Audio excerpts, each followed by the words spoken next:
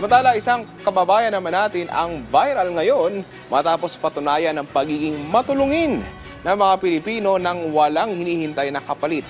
Ito ay ang isang tricycle driver sa General Santos City na hindi nagatubling tulungan ang mga kabataang delegado ng Batang Pinoy 2025 matapos maligaw sa kanilang lungsod.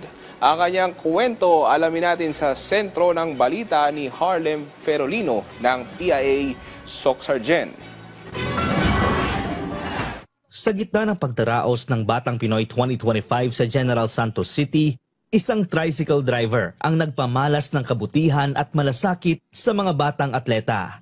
Si Kuya Joel Padrones ay nag-viral matapos niyang ihatid ng libre ang mga delegado ng Quezon City na naligaw sa lungsod. Nagtanong po sila sa akin, hindi ko po alam kung saan yon. Sabi ko sa kanila, sumakay na lang po kayo kasi hahanapin na lang natin kung saan banda yon. Kwento ni Kuya Joel, inalok pa niya ang sariling cellphone upang magamit ng mga bata sa paghahanap ng daan dahil lowbat na ang kanilang mga cellphone.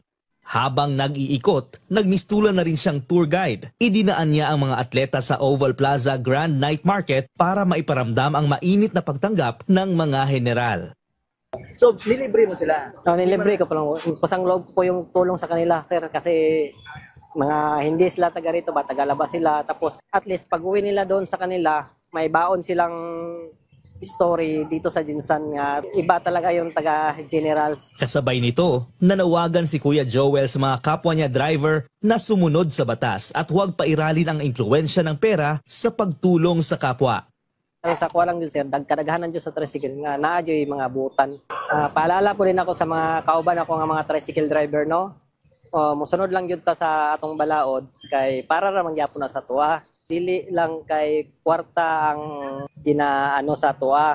Ang importante sa tuwa, ang isig katao nga magminahalay o maghatag og kamayo sa katibok ang General Santos City. May mensahe rin siya sa mga batang Pinoy delegates. Aniya, naway ma-enjoy ang mga batang atleta at ibang bisita sa kanilang pananatili sa lungsod at makita kung gaano kabait ang mga residente at kaganda ang General Santos City. Sa panahong madalas umalingaw-ngaw ang kwento ng pananamantala, isang Jensen tricycle driver ang nagpamalas ng tunay na malasakit at bayanihan.